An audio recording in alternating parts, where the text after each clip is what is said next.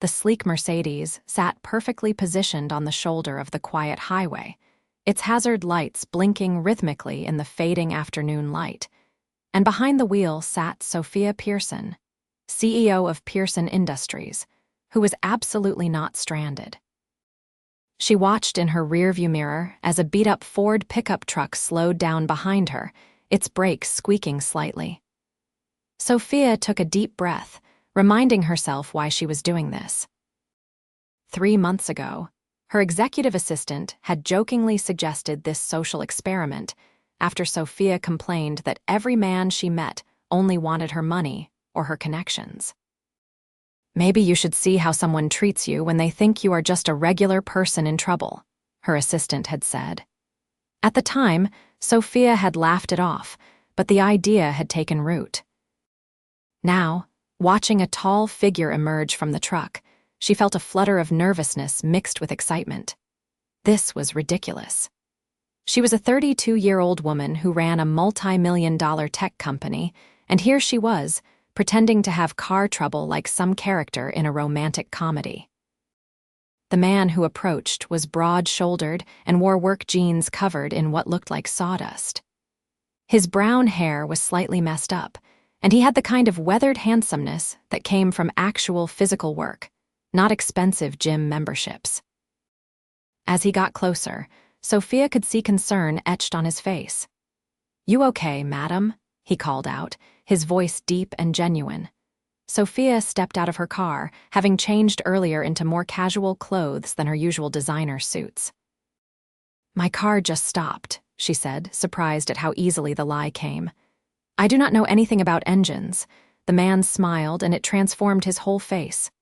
"Well, let me take a look. I am Blake Quinn, by the way." "Sophia," she replied, shaking his extended hand. His palm was calloused and warm. "Pop the hood for me," Blake asked, already moving toward the front of the Mercedes. Sophia did as instructed, watching as Blake leaned over her engine. She had to admit, even though this was staged, there was something appealing about watching someone genuinely try to help a stranger. In her world, everyone had an angle. "This is a nice car," Blake commented, his head buried in the engine compartment. "Should not have any problems, but let me check the obvious stuff first." Sophia felt a pang of guilt. Here was this man, clearly coming from work, stopping to help her when he probably had somewhere to be. "I really appreciate this," she said. "I hope I am not keeping you from anything important."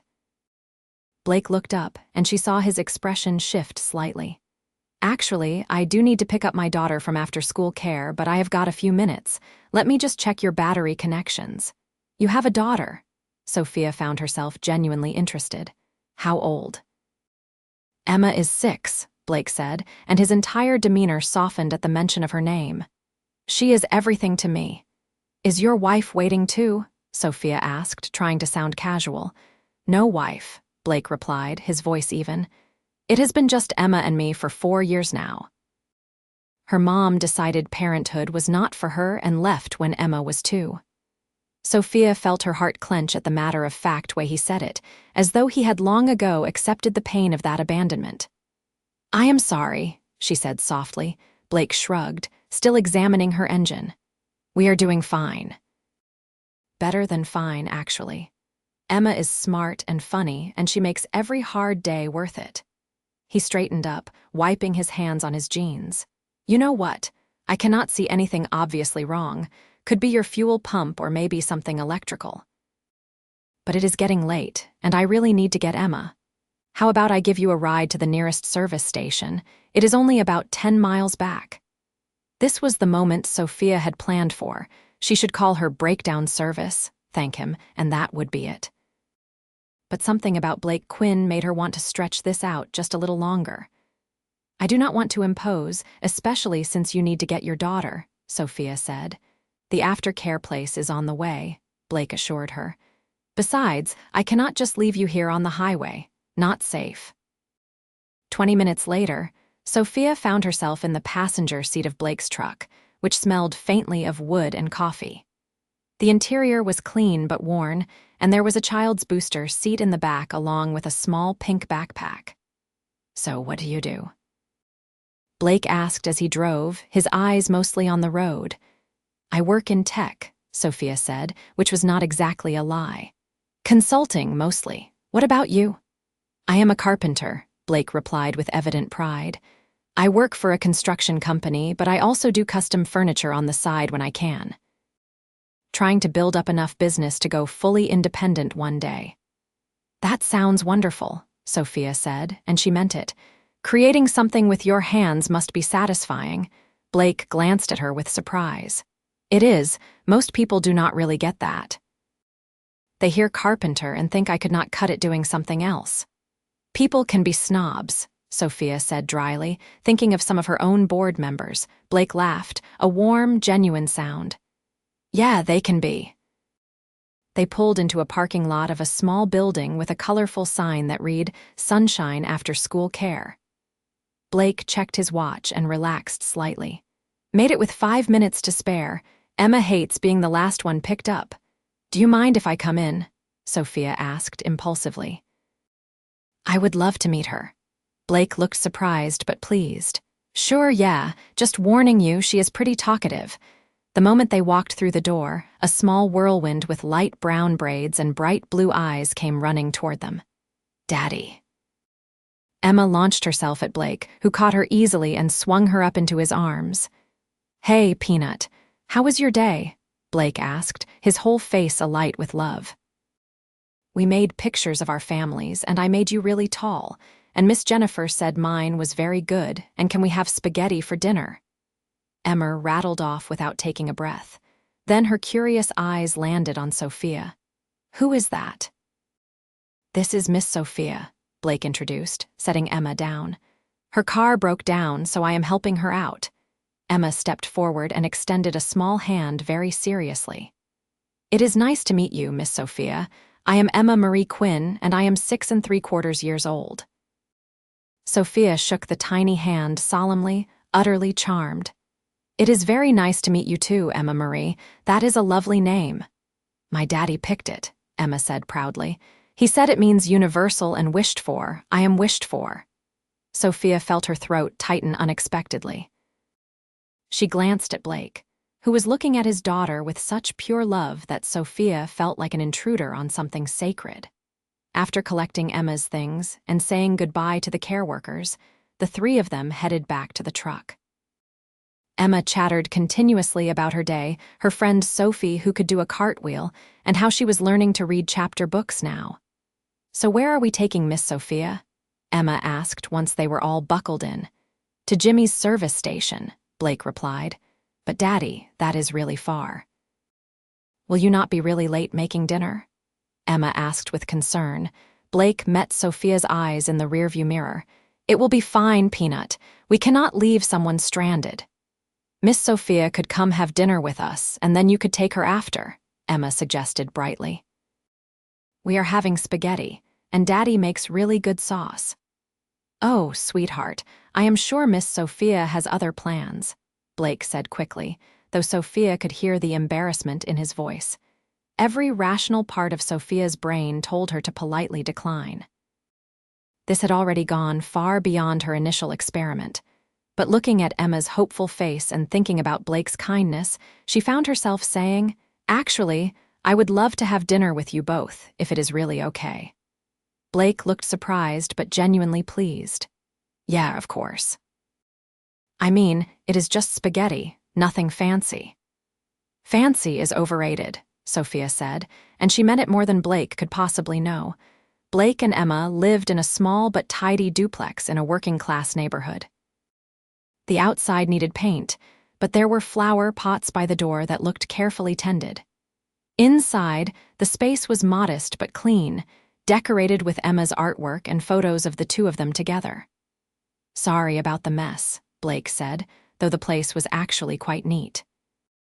It is not messy at all, Sophia assured him. You have a lovely home. While Blake started on dinner, Emma gave Sophia a comprehensive tour of their duplex, which took about 3 minutes. Emma's room was small but painted a cheerful yellow, with a twin bed covered in stuffed animals and a bookshelf overflowing with children's books. Daddy reads me 2 stories every night, Emma informed her. Sometimes 3 if I have been really good. That sounds wonderful, Sophia said, sitting on the edge of Emma's bed as the little girl showed her various treasures. From the kitchen, she could hear Blake moving around, and the smell of garlic and tomatoes began to fill the small duplex. Sophia could not remember the last time she had been in such a normal, homey environment. Her penthouse apartment was beautiful but sterile, decorated by professionals. "Miss Sophia, do you have any kids?" Emma asked, holding a stuffed elephant. "No, I do not," Sophia replied. "Why not?" "Emma, that is not polite to ask," Blake called from the kitchen, clearly listening. "It is okay," Sophia assured him. To Emma, she said, "I guess I have just been really busy with work. Sometimes grown-ups have to make choices about what to focus on." Emma considered this seriously. "My daddy works really hard, but he always has time for me. He says I am his #1 priority." "Your daddy sounds like a very smart man," Sophia said softly. Over dinner, which was indeed delicious, Sophia found herself relaxing in a way she rarely did. Emma kept the conversation lively with her constant questions and observations, and Blake was an attentive but not overbearing parent, gently correcting table manners while still letting Emma be herself. "So, Sophia," Blake said as they ate, "you said you work in tech consulting." "What does that actually mean?" Sophia had prepared for this. "I help companies figure out how to use technology better, make their systems more efficient." "That sounds complicated," Blake said with genuine interest. "Do you like it, did she?"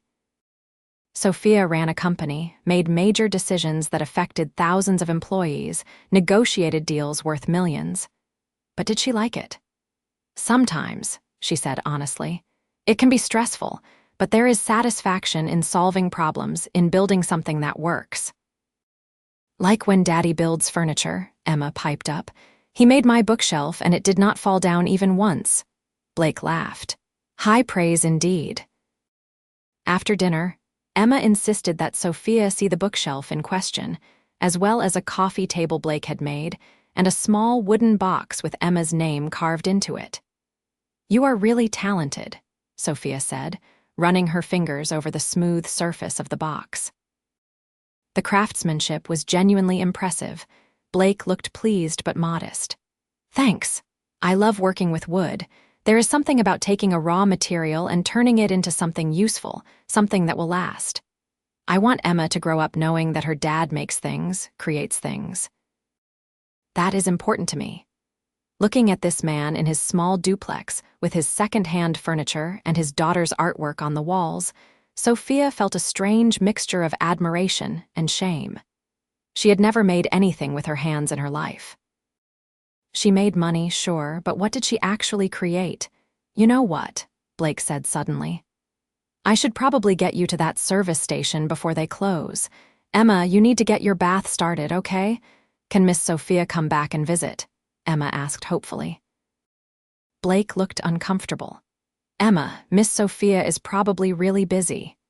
Sophia found herself saying, "I would love to visit again, Emma, if that is okay with your dad." After a bath and story time that Sophia watched from the doorway, touched by the gentle way Blake read to his daughter, they finally left for the service station. The drive was quieter, more comfortable than before. "Thank you for dinner," Sophia said, "and for being so welcoming." "I had a really nice time."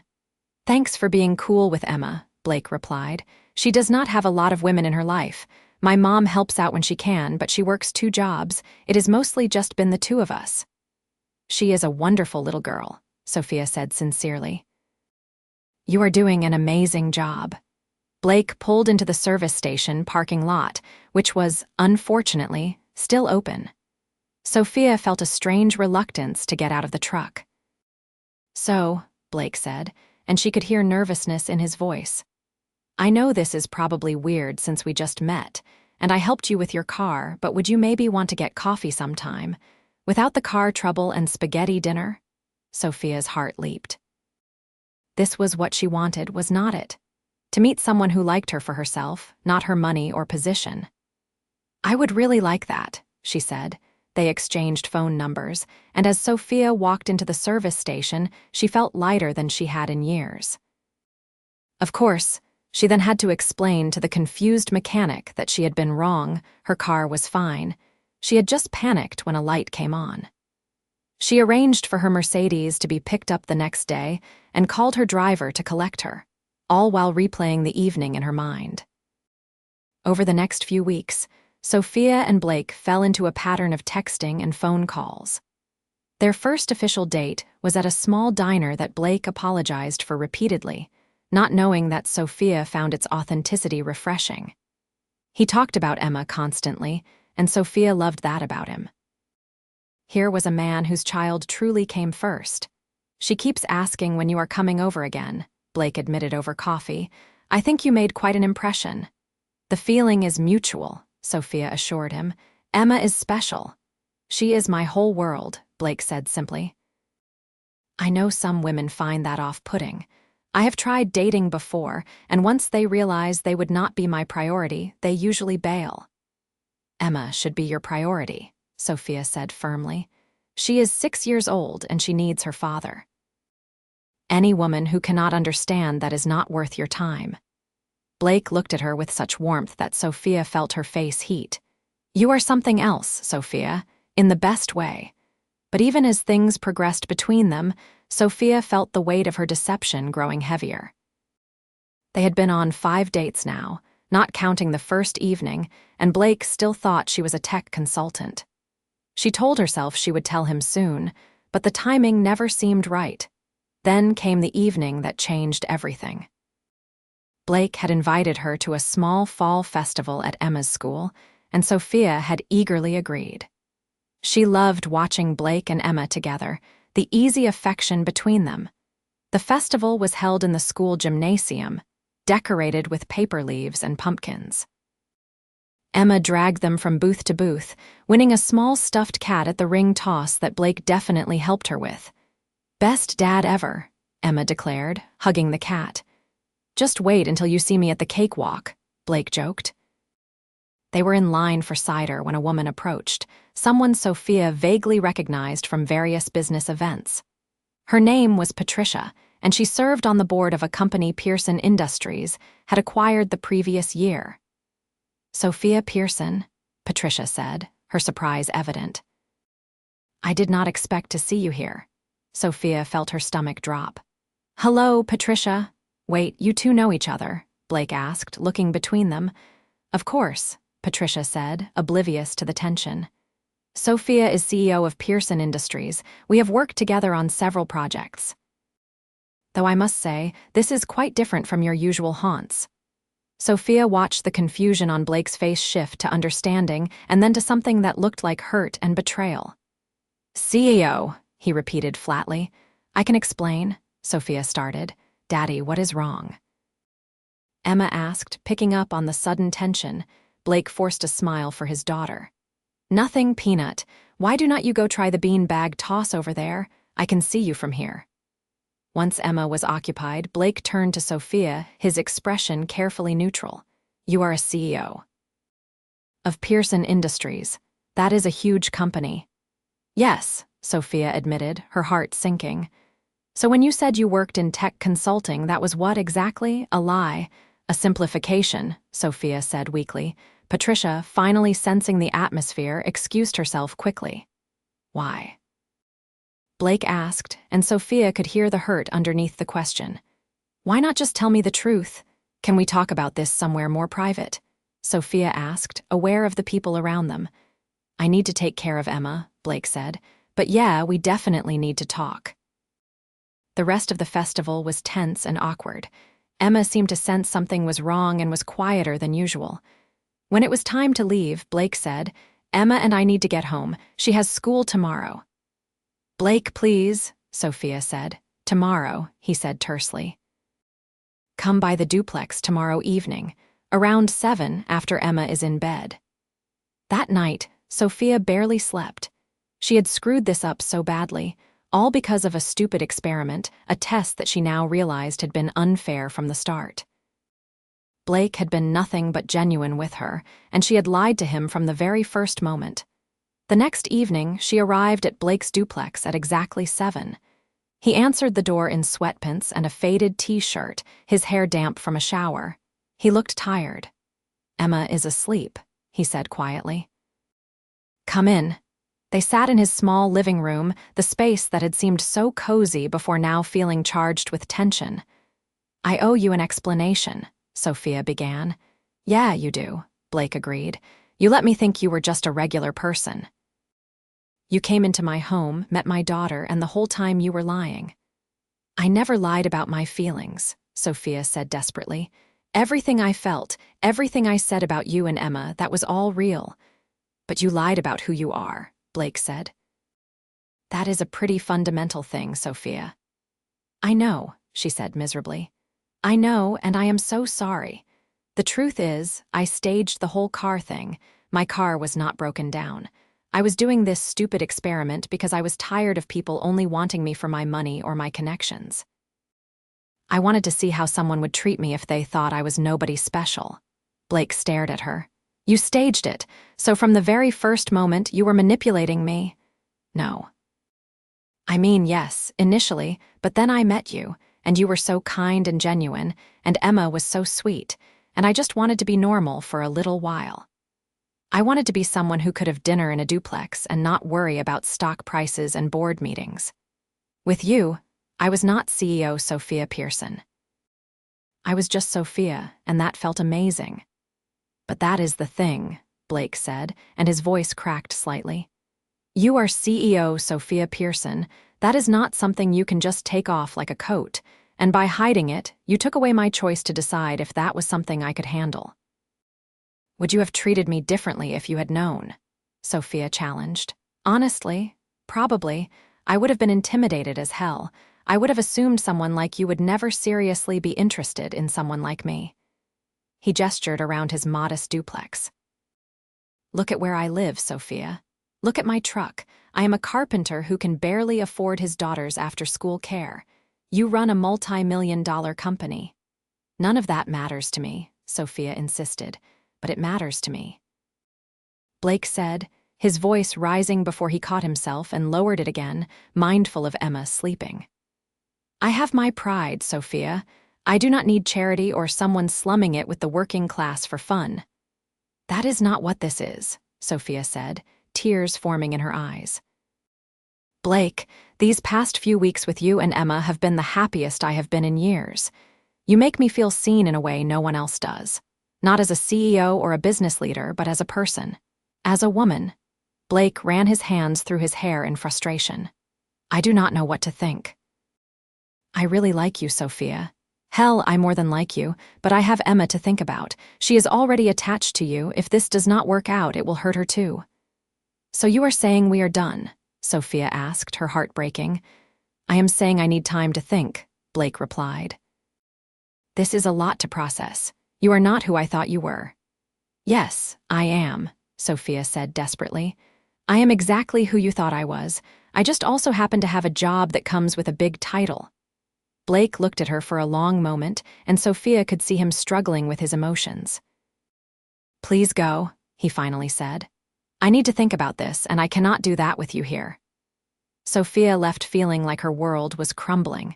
She had found something real, something precious, and she had poisoned it with her deception. For 3 days, she heard nothing from Blake. No texts, no calls. Sophia threw herself into work, staying late at the office, but for the first time in her career, it brought her no satisfaction. Her assistant asked if she was okay, and Sophia just shook her head. On the 4th day, as she was leaving the office late, she found Blake waiting by her car. Her real car, the Mercedes. He looked nervous, his hands shoved in his jacket pockets. "How did you know where I park?" Sophia asked. "I have this friend who is good with computers," Blake said with a weak smile. "I might have asked him to do some research. Turns out there are a lot of articles about you online. You are kind of a big deal." "Blake," Sophia said, afraid to hope. "I have been thinking a lot," Blake said. "And I talked to my mom. She said I was being an idiot." Despite everything, Sophia felt a small smile form. "She sounds wise." "She is," Blake agreed. He took a step closer. I was hurt, Sophia. I felt like you made a fool of me. But then I thought about everything you said, about wanting to be seen as just Sophia. And I realized that in my own way, I do the same thing. When I meet someone new, I am just Blake the carpenter. I do not immediately tell them about how Emma's mom left, or about the medical bills from when Emma got really sick as a toddler, or about how some months I have to choose between fixing my truck or buying Emma new shoes. Blake, Sophia breathed. We all have parts of ourselves we hide until we feel safe, Blake continued. You just have bigger parts to hide than most people. And yeah, the way you did it was not great, but I understand why you did it. So what are you saying? Sophia asked, hardly daring to hope. I am saying that I miss you, Blake said simply. And Emma misses you. She keeps asking when you are coming over, and I hate not having an answer. I am saying that I want to try this for real. You, as CEO Sophia Pearson, and me, as struggling single dad Blake Quinn. If you are willing to deal with a guy who will never be able to afford the kind of restaurants you are probably used to. I hate those restaurants, Sophia said, stepping closer. They are pretentious and the portions are tiny. Blake laughed, and the sound was like sunshine after rain. So we are doing this, really doing this? If you will have me, Sophia said.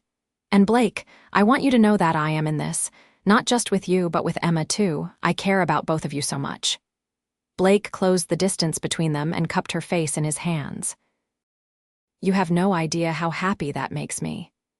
Then he kissed her, soft and sweet and full of promise. When they broke apart, Blake said, So I have to ask, what does a CEO do for fun when she is not pretending her car broke down? Sophia laughed. Honestly, I have no idea. I work most of the time.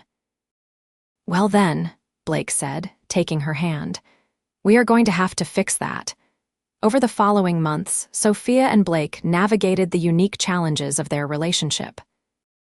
She met his mother, Gloria, a sharp-eyed woman who looked Sophia up and down before declaring, You will do, as long as you treat my boys right. Boys? Sophia had asked. Blake and Emma, Gloria clarified. That man has been both mother and father to that child. They are a package deal. I would not want it any other way, Sophia assured her. Integrating into Blake and Emma's life meant adjustments on all sides. Sophia learned to be comfortable in casual settings, to enjoy simple pleasures like movie nights on the couch or trips to the park. Blake had to adjust to the reality of Sophia's demanding career, the late-night calls and weekend work. I am sorry, Sophia said one evening when she had to cancel plans because of an emergency board meeting. I know this is not fair to you and Emma. We understand, Blake assured her. Emma knows you have an important job. Just do not forget about us, okay? Never, Sophia promised. Emma adapted remarkably well to having Sophia in her life. She loved showing Sophia her schoolwork and telling her about her friends. One evening, Emma climbed into Sophia's lap and said, Miss Sophia, are you my daddy's girlfriend? Sophia glanced at Blake, who was watching them with a soft expression. Yes, I am. Is that okay with you? Emma nodded seriously. It is very okay. You make Daddy smile a lot. He did not smile that much before. 4 months into their relationship, Sophia decided it was time for Blake and Emma to see her world. She had been to their home countless times, but Blake had never been to her penthouse. Are you sure? Blake asked when she invited them over. I do not want Emma to feel uncomfortable. I want you both to see where I live, Sophia said. It is part of who I am. The following Saturday, Sophia waited nervously in her penthouse. She had told her housekeeper to take the day off, wanting this to be just the 3 of them. When the doorman called up to announce Blake and Emma, Sophia felt butterflies in her stomach. Emma's eyes went wide when she stepped into the penthouse. Wow, she breathed. This is like a palace. The space was indeed impressive, with floor-to-ceiling windows overlooking the city, designer furniture, and original artwork on the walls. Sophia tried to see it through Emma's eyes and felt a pang of disconnect between the space and the cozy duplex she had grown to love.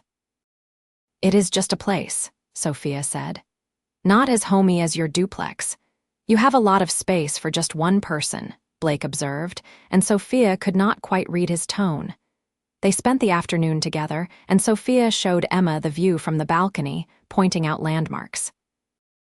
They made lunch together in her state-of-the-art kitchen that Sophia rarely used, and Emma delighted in the refrigerator that dispensed ice automatically. But later, after Emma had fallen asleep on the couch watching a movie, Blake said quietly, "This is really your life." The penthouse, the fancy car, the important job. "Yes," Sophia said, "but it is not all I am, you know that, right?" Blake was quiet for a moment. "I know, it is just a lot to take in. Emma and I live so differently." "Does it bother you?" Sophia asked, afraid of the answer. "Honestly." "Sometimes," Blake admitted. "Not because I am jealous or anything like that, but because I worry I cannot give you the life you are used to. I cannot take you to expensive restaurants or buy you fancy gifts." Sophia moved closer to him on the couch. "Blake, look at me. I have all of this, and for the longest time I was lonely. Coming home to this empty penthouse every night was depressing. Then I met you and Emma, and suddenly I did not want to come home anymore. I wanted to be in your small duplex with the stuffed animals on the floor and Emma's artwork on the fridge. That is what I want. But you cannot just give up who you are," Blake said. "I would never ask that." "I am not giving anything up," Sophia insisted. "I am adding something. I am adding you and Emma to my life, and it makes everything better." Blake pulled her close, pressing a kiss to her forehead. "You are pretty amazing, you know that?" "I am in love with you," Sophia said, the words spilling out before she could stop them. "I know it has only been 4 months, but I love you, Blake. I love Emma. I love the life we are building together." Blake pulled back to look at her, his eyes shining. "I love you too," he said. "I have for a while now. I was just scared to say it, scared that this was all too good to be real." "It is real," Sophia promised. "As real as it gets." They kissed, and it felt like a promise, like a commitment to whatever came next. The holidays approached, and Sophia was determined to make them special. She invited Blake, Emma, and Gloria to join her for Thanksgiving, offering to host at her penthouse. "Are you sure?" Gloria asked when Blake relayed the invitation. "That is a lot of work for someone who says she does not cook much." "I want to learn," Sophia said. "Besides, it is important to me." "You are all important to me." Thanksgiving turned into a comedy of errors as Sophia tried to cook a turkey for the first time in her life. Blake and Gloria helped, guiding her through the process, while Emma made place cards for everyone. "This is not perfect," Sophia said, looking at the slightly lopsided turkey. "It is perfect because we made it together," Blake corrected, wrapping his arms around her from behind.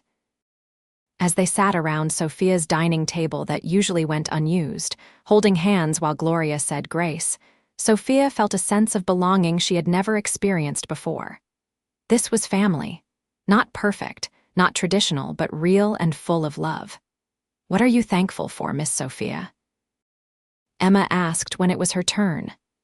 "I am thankful for all of you," Sophia said, her voice thick with emotion, "for letting me be part of your family." "You are part of our family," Emma said matter-of-factly. "Daddy said so." After Emma went to sleep in Sophia's guest room, the adults stayed up talking. Gloria excused herself eventually, claiming exhaustion, but Sophia suspected she was giving them privacy. "Your mom is wonderful," Sophia said, curled up next to Blake on the couch. "She likes you," Blake said. "That is huge. She was pretty protective after Emma's mom left, did not think much of my judgment in women for a while there." "I am glad I passed muster," Sophia said with a smile. Blake turned serious. "Sophia, I have been thinking. Emma and I living in that duplex while you are here in this penthouse.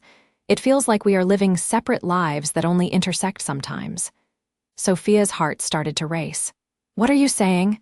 "I am not sure yet," Blake admitted.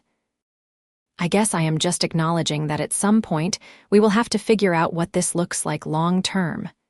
Where we live, how we combine our lives in a practical sense." "I have been thinking about that too," Sophia confessed.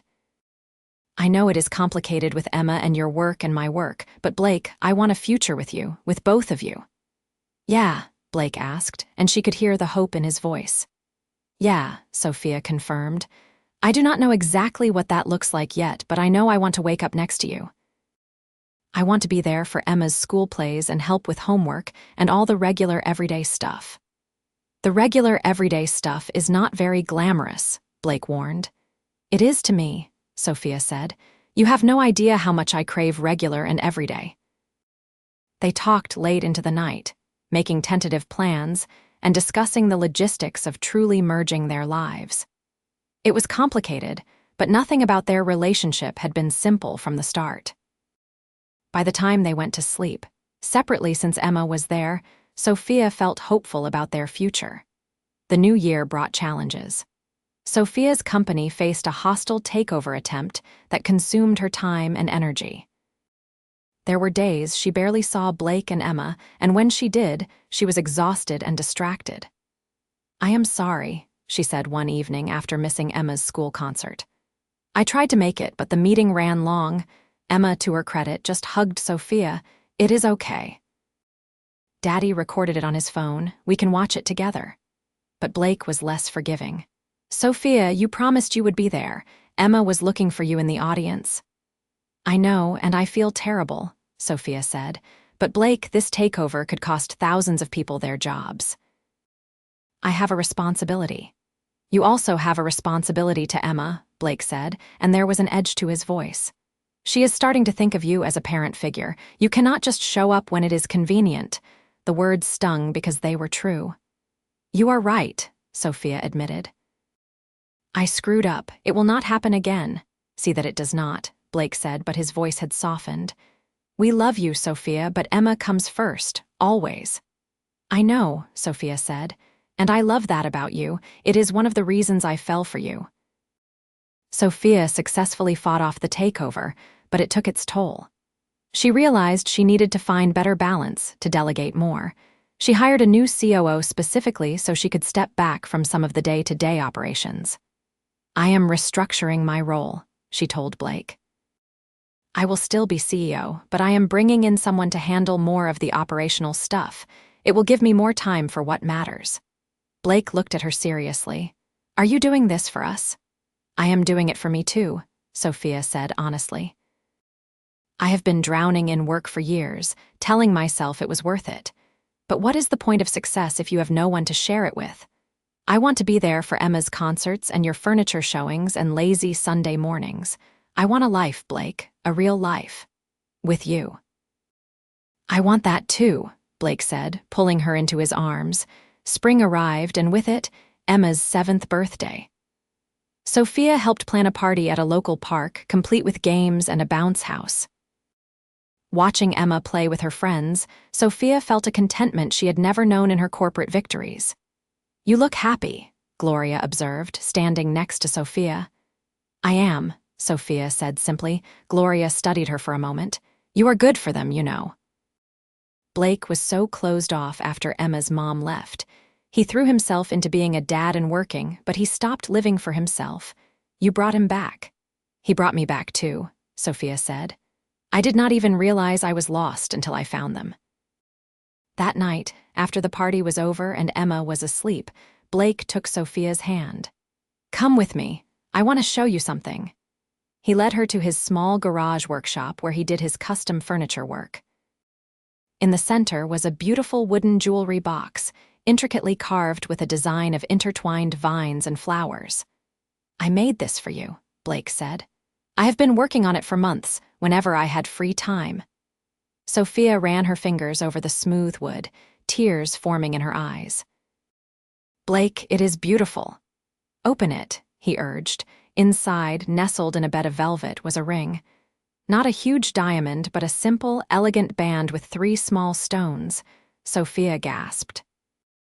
I know this is not the kind of ring a CEO probably expects, Blake said, and she could hear the nervousness in his voice. But it is what I could afford, and I wanted to make the box myself because I wanted you to have something I created, something that shows how much work and love I am willing to put into us. Blake, Sophia whispered. Sophia Pearson, I love you, Blake said.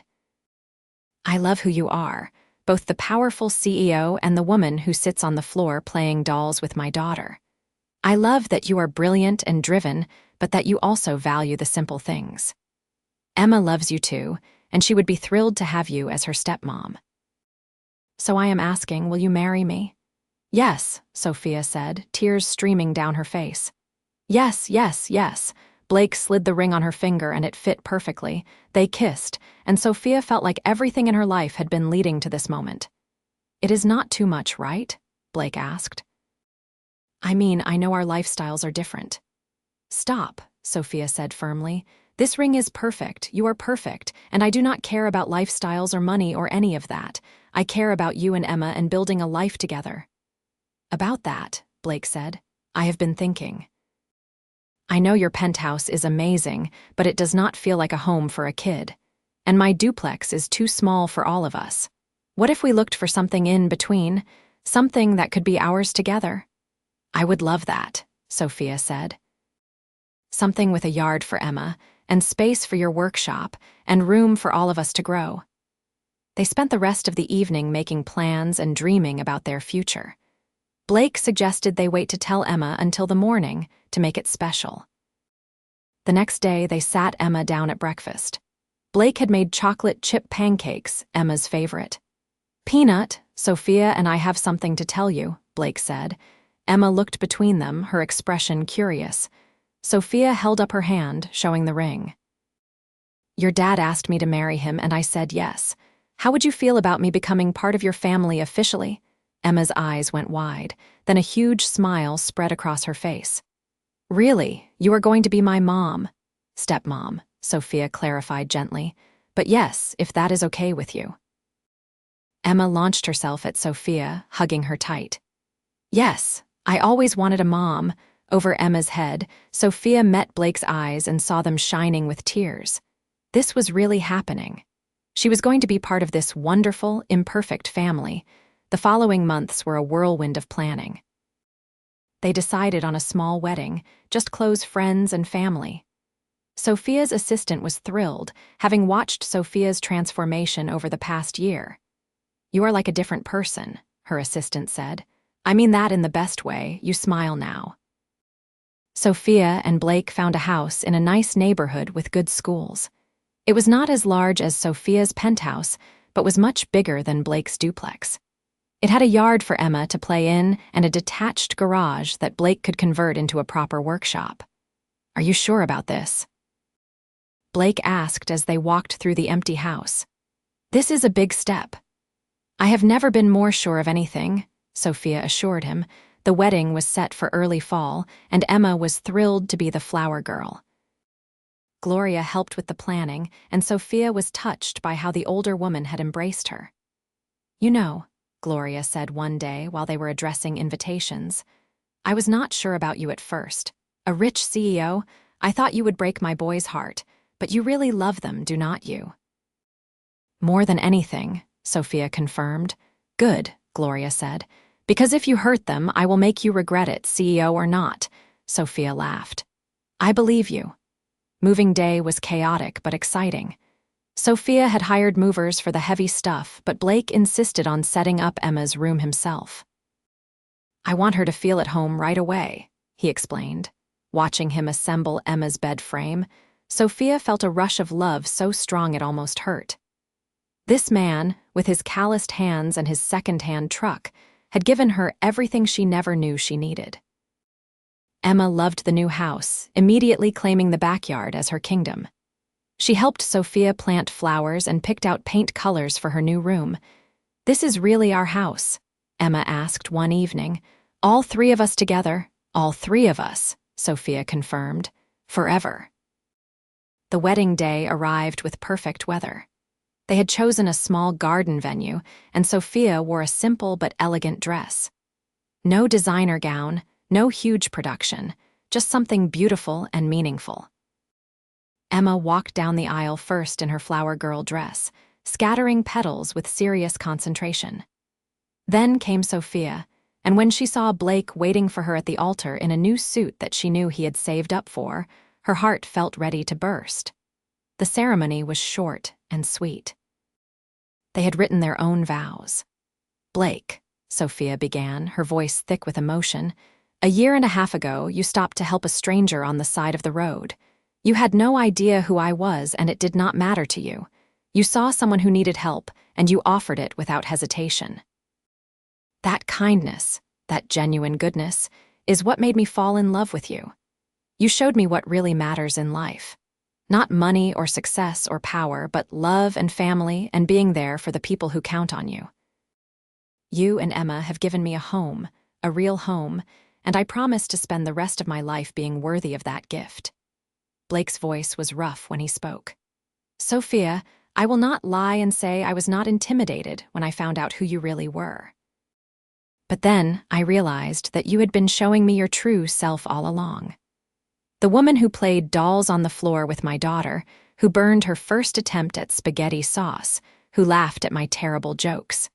That woman is who I fell in love with.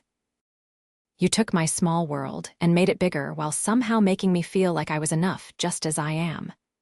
I promise to always see you, not as CEO or businesswoman, but as the person you are underneath all that. I promise to support your dreams while building our own dreams together.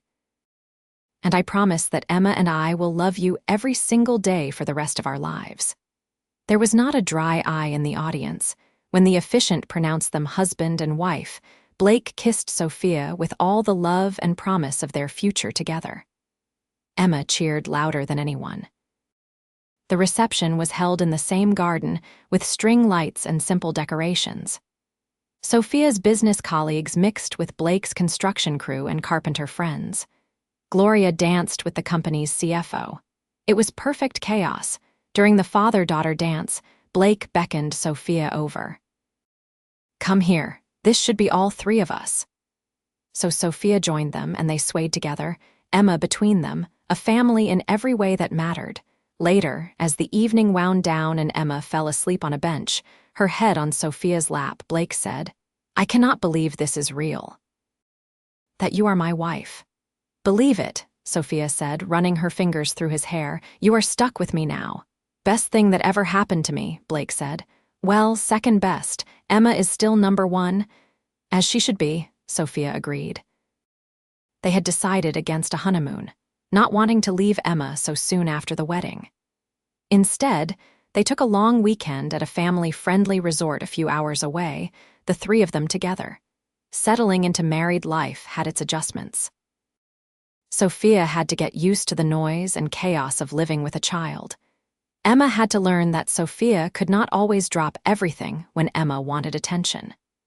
Blake had to navigate being married to someone whose phone rang constantly with work emergencies, but they made it work. They established family dinners where phones were forbidden. They instituted a Sunday morning tradition of pancakes and cartoons. Sophia cut back her work hours, and Blake's custom furniture business was growing steadily. 6 months into their marriage, at her routine checkup, Sophia got unexpected news. She was pregnant. She sat in her car in the doctor's parking lot, staring at the positive test results. She and Blake had not been actively trying, but they had not been preventing either. Now it was real. That evening, after Emma was asleep, Sophia showed Blake the test results. Blake stared at them for a long moment. Then he pulled Sophia into his arms, holding her tight. "We are having a baby," he said, his voice full of wonder. "We are having a baby," Sophia repeated. "Are you happy?" "Happy does not even begin to cover it," Blake said. "Another kid with you? Sophia, that is everything." They told Emma a few weeks later, once they were past the first trimester. Emma's reaction was pure joy. "A baby, a real baby," she bounced on the couch. "Can it be a sister? I want a sister." "We will not know for a while yet," Blake explained, laughing. Emma immediately started planning, making lists of names and drawing pictures of what the baby would look like. Sophia was touched by how excited Emma was, how she never seemed jealous or worried about being replaced. "You are still my girl," Blake assured Emma one night when Sophia overheard them talking. "New baby does not change that." "I know, Daddy," Emma said, "but I am excited to be a big sister. I can teach the baby stuff and help take care of them. The pregnancy was not easy. Sophia had terrible morning sickness and was exhausted all the time. But Blake was amazing, taking on more of the household duties and making sure Emma understood that Sophia was not feeling well. "You are doing great," Blake would tell her on the nights she felt overwhelmed. Growing a human is hard work. When they found out they were having a boy, Blake actually cried. "A son," he said. "Emma is going to have a little brother." Emma was slightly disappointed it was not a sister, but quickly came around. "I will teach him to play soccer," she declared. And how to read. Sophia's pregnancy brought some of the board members' concerns to the surface. Several suggested she step down or take an extended leave. "Absolutely not," Sophia said firmly in a board meeting. "Women have babies and continue to work every day. I have a capable executive team, and I will take maternity leave like any other employee, but I am not stepping down." Blake was proud when she told him about it later. "That is my wife," he said, "standing up for what is right." Sophia gave birth to a healthy baby boy in early spring. They named him Benjamin, after Blake's father who had passed away when Blake was young. Benjamin Blake Quinn, holding her son for the first time, with Blake beside her and Emma peering over to see her new brother, Sophia felt a completeness she never knew was possible. Her family. Her real family. The first few months with a newborn were exhausting. Sophia took 3 months of maternity leave, and Blake adjusted his work schedule to be home more. Emma was a surprisingly helpful big sister, always wanting to help with Benjamin. "He is so little," Emma said, gently touching Benjamin's tiny hand. "Was I that little?" "You were," Blake confirmed, "and I was just as scared then as I am now." "You are scared?" Emma asked, surprised. "Being a parent is scary," Blake said honestly. "You want to do everything right, and you love them so much it is terrifying, but it is also the best thing in the world." As Benjamin grew, the family dynamic shifted and settled. Emma was 8 now, in 3rd grade, and Benjamin was a chubby, happy baby who adored his big sister. Sophia had never been happier. Yes, she was tired. Yes, her career had taken a backseat in some ways, but she had a husband who loved her, 2 children who filled her heart, and a life that felt rich and full. One evening, as she was putting Benjamin to bed while Blake helped Emma with homework, Sophia reflected on the journey that had brought her here. From that staged car breakdown to this moment, rocking her son to sleep in a house full of love. "Thank you," she whispered to the universe, to fate, to whatever had brought Blake Quinn into her life that day on the highway. "Sophia," Blake called from downstairs. "Emma wants you to read her chapter with her." "Coming," Sophia called back softly, not wanting to wake Benjamin. She placed her sleeping son in his crib and headed downstairs to where Emma was curled up with her current book. Blake gave up his spot so Sophia could sit with Emma, then headed to clean up the kitchen. This was her life now. Reading with her stepdaughter, a baby monitor on the table beside her, her husband humming in the kitchen.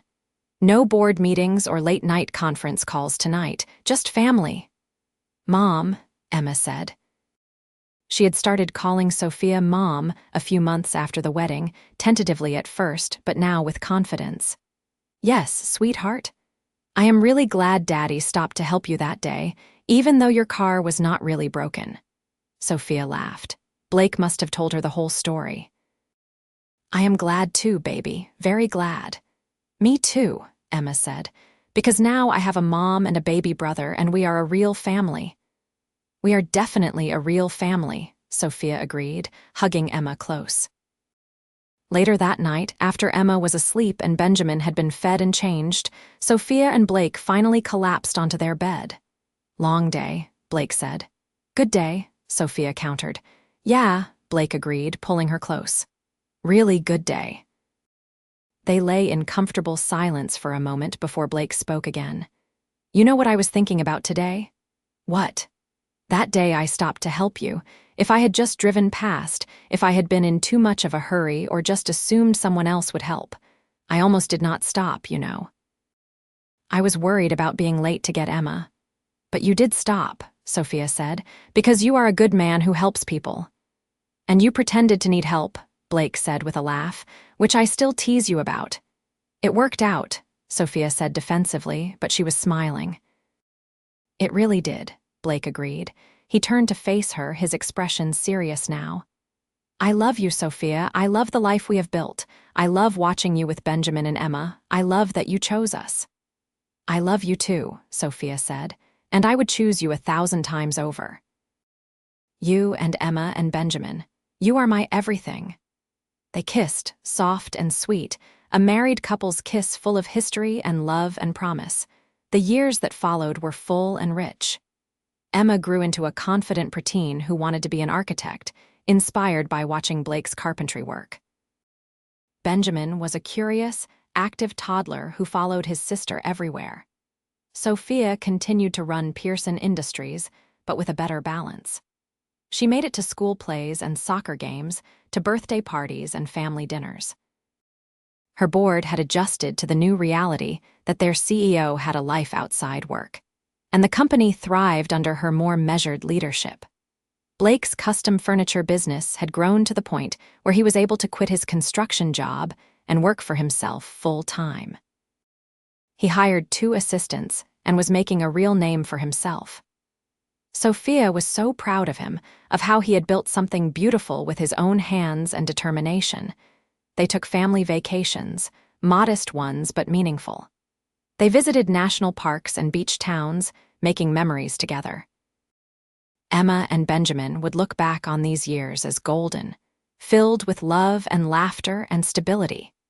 Gloria remained a constant presence in their lives, coming over for Sunday dinners and babysitting when Blake and Sophia needed date nights. You did good, Gloria told Sophia one evening while they watched Blake play with the kids in the backyard. I know I was hard on you at first, but you proved me wrong. You are exactly what they needed. They are what I needed, Sophia said. I was successful but empty. Now I am successful and full. On their 5th wedding anniversary, Blake surprised Sophia with a wooden bench for their garden. Carved into the back were the words where our story began and the date of that first meeting on the highway. It is perfect, Sophia said, running her fingers over the carving. 5 years ago, you pretended your car broke down, Blake said, sitting beside her on the bench. Best car trouble anyone ever faked. No regrets, Sophia asked. Not a single one, Blake confirmed. You. Sophia looked toward the house, where she could see Emma helping Benjamin with a puzzle through the window. Inside was her family, her home, her life. All because she had taken a chance on a crazy idea and Blake had been kind enough to stop and help. No regrets, she said. Just gratitude. For you, for Emma, for Benjamin, for all of this. You captured my heart that day, Blake Quinn, and you have kept it safe ever since.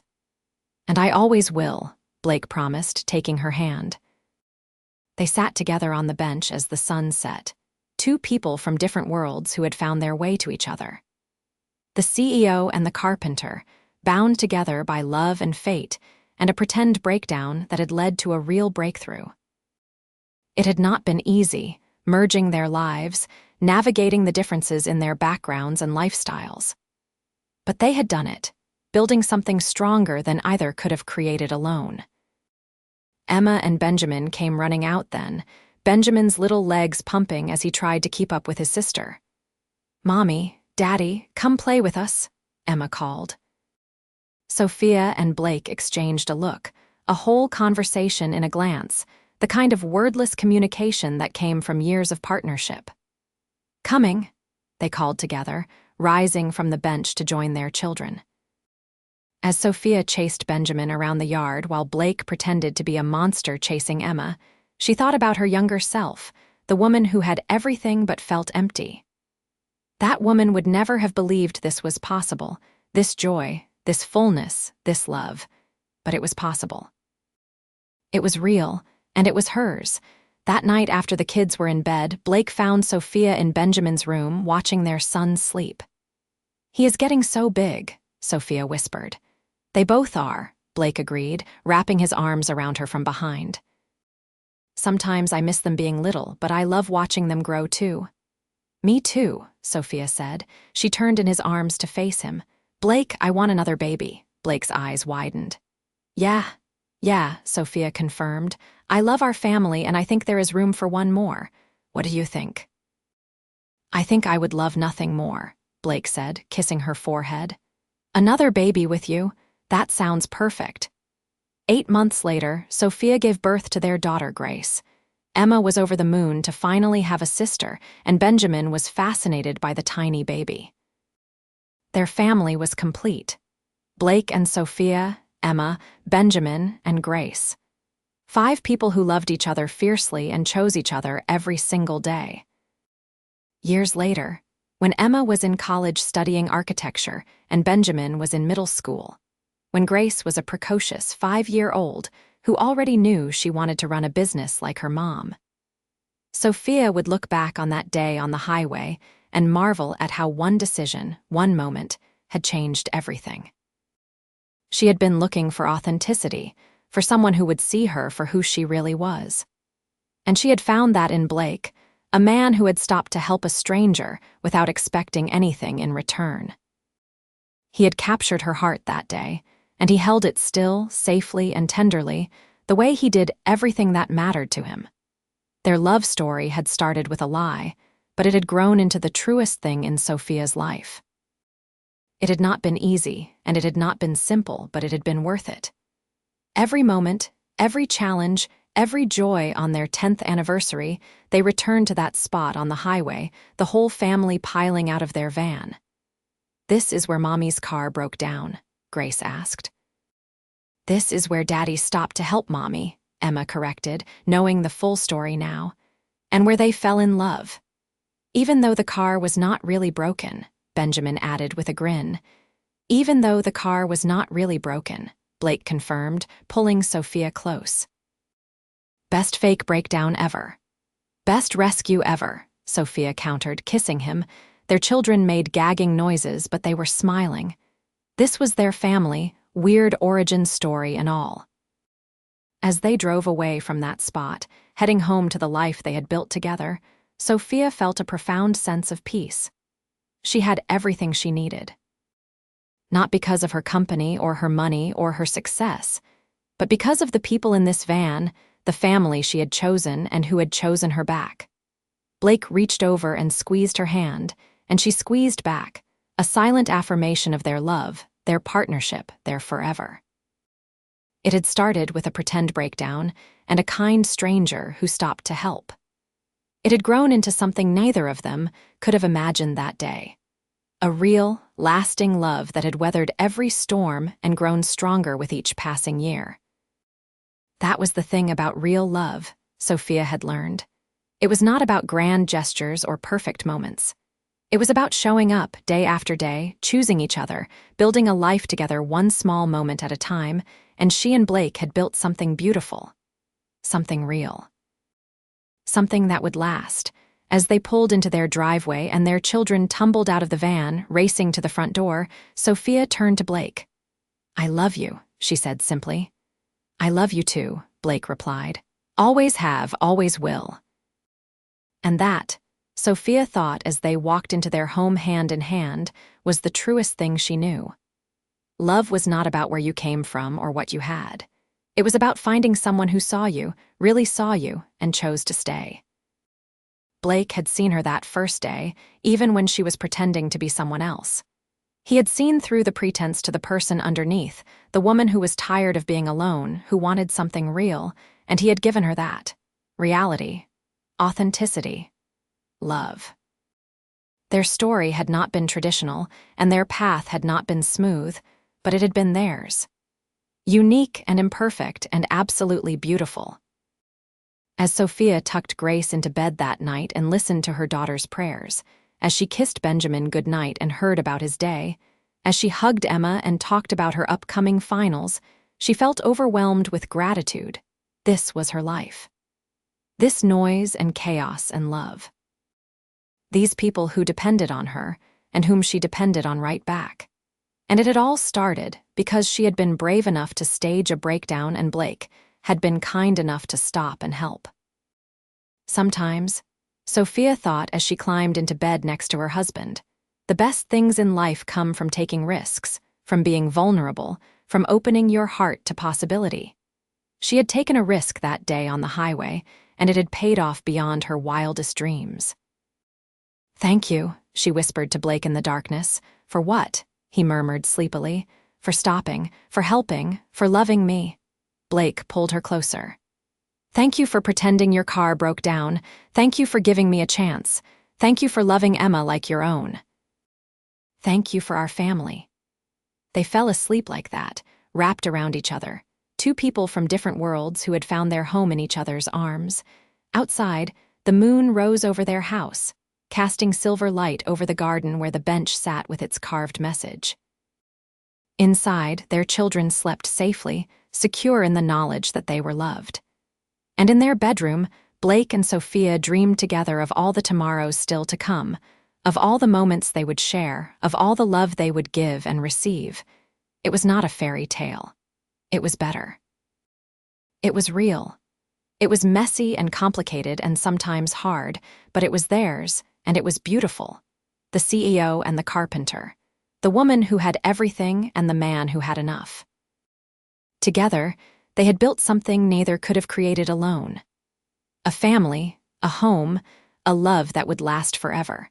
And it had all started with a pretend breakdown and a real rescue, with a moment of kindness on a highway that had changed both their lives forever.